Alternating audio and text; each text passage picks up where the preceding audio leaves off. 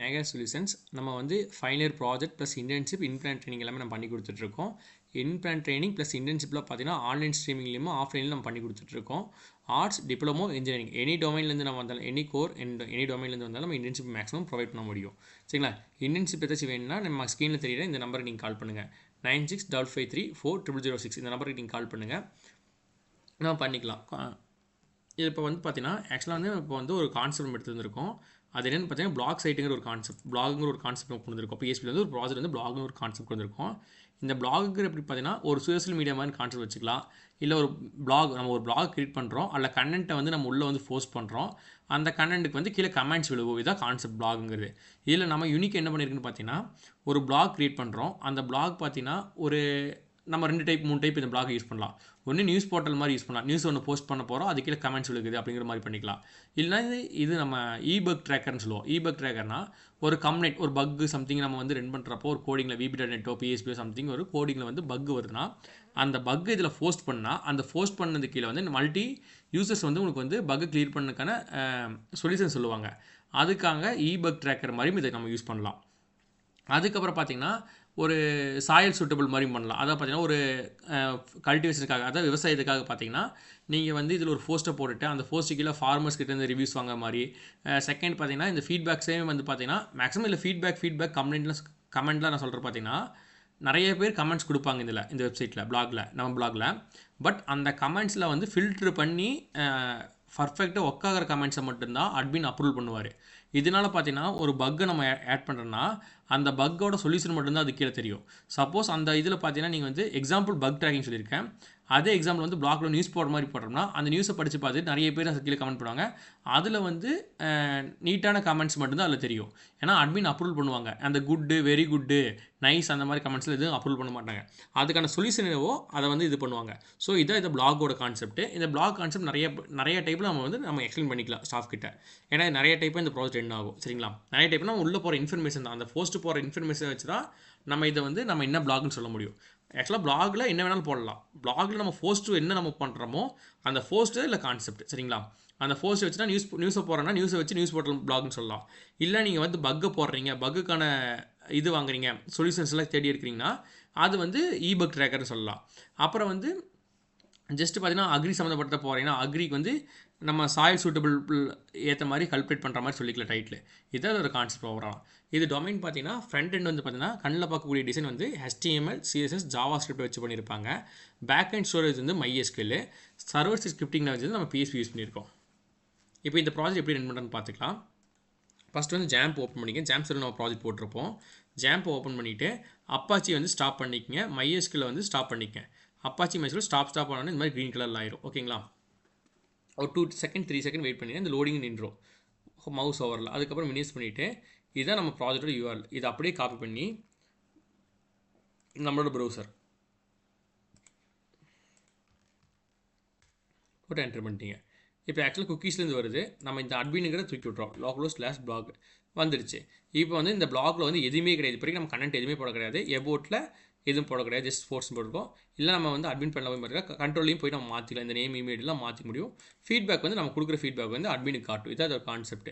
இதில் பார்த்தீங்கன்னா நம்ம போஸ்ட் போடுறதுக்கு என்ன பண்ணுறோன்னா மேலே URL பார்த்தீங்கன்னா localhost/blog/admin கொடுத்து என்ட்ரி பண்ணால் இந்த மாதிரி வந்துடும். இது வந்து குக்கீஸில் இருக்குது நமக்கு. சரிங்களா? So admin user name password வந்து tcapitaltest@13. இந்த காப்பி பண்ணிக்கோ பாஸ்வேர்டை. அட்மின் ஓகேங்களா? பாஸ்வேர்டு நம்ம இதாக கொடுத்துருவோம். No thanks. ஓகே, ஃபஸ்ட் ஒரு கேட்டகரி. நான் ஆக்சுவலாக வந்து இது வந்து ஒரு பக் ட்ராக்கர் மாதிரியே பண்ணுவோம். சரிங்களா? பக் ட்ராக்கரில் பார்த்தீங்கன்னா நம்ம PHP கோடிங் போடுற மாதிரி கான்செப்ட். PHP கேட்டகரி பார்த்தீங்கன்னா ஃபஸ்ட்டு வந்து கேட்டகரி கிரியேட் பண்ணுறோம். கேட்டகரியில் பார்த்தீங்கன்னா கோடிங், PHP வந்து டிஸ்கிரிப்ஷன் வந்து கோடிங் கொடுத்தாச்சு. ஒரு கேட்டகரி கிரியேட் பண்ணியாச்சு. இப்போ ப்ளஸ் டேக் போட்டு localhost/blog என்ட்ரி பண்ணிங்கன்னா இப்போ நீங்கள் இங்கே பார்க்குற பார்த்தீங்கன்னா PHP கேட்டகரி கிரியேட் ஆயிடுச்சு.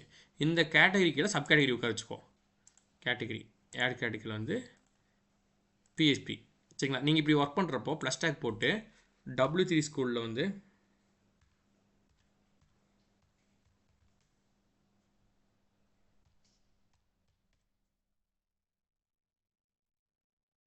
ஓகே இந்த மாதிரி எக்ஸாம்பிள் எடுத்துங்க. சும்மா இந்த மாதிரி கோடிங் இருக்க மாதிரி கொஞ்சம் பார்த்துக்கலாம். சரிங்களா?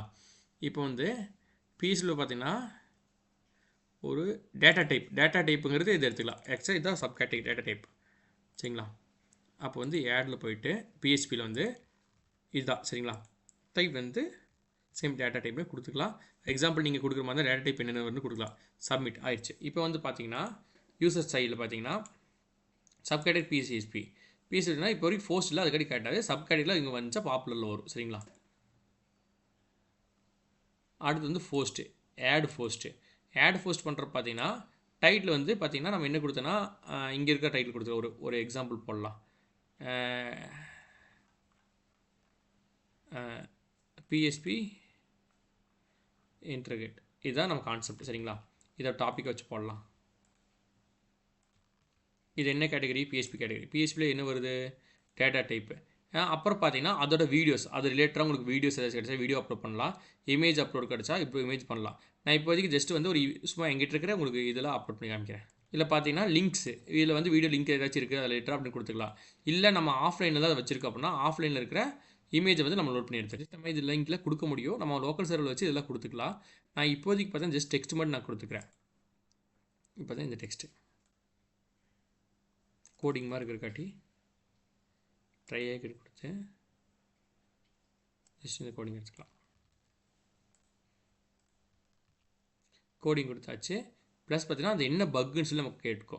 அதுக்காக நான் என்ன பண்ணேன்னா இதோட ஸ்க்ரீன்ஷாட் எடுத்துக்கலாம். ஜஸ்ட் ஒரு ஸ்க்ரீன்ஷாட்டு நம்ம இது என்ன பக்கோ வந்தது ஸ்க்ரீன்ஷாட் எடுத்துக்கிறேன். எடுத்து நம்ம லோக்கல் சர்வரில் அது சேவ் ஆகிக்கும். நான் அதை போய் அப்லோட் பண்ணிக்கிறேன்.